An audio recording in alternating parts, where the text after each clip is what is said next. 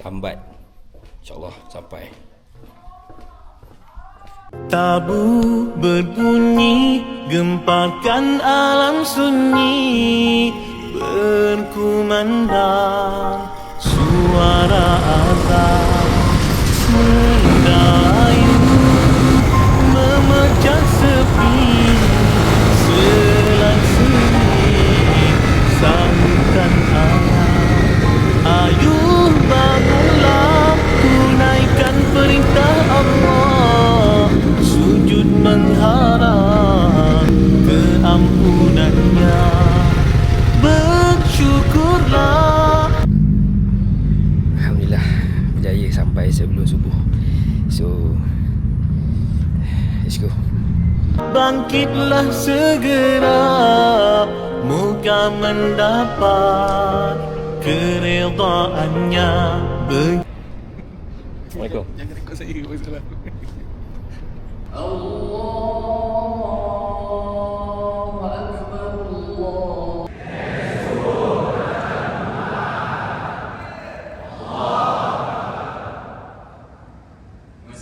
Itulah peristiwa di subuh hari.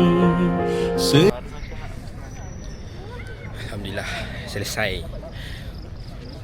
Jom kita ke acara seterusnya.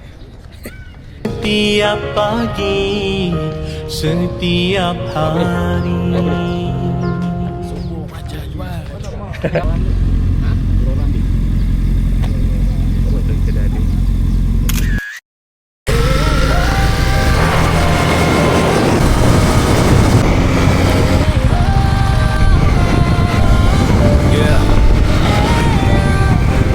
Nama aku Sales advisor dari Damansara.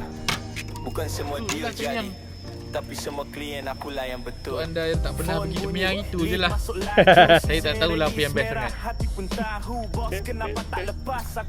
Okay lah, ada a bit of scenery.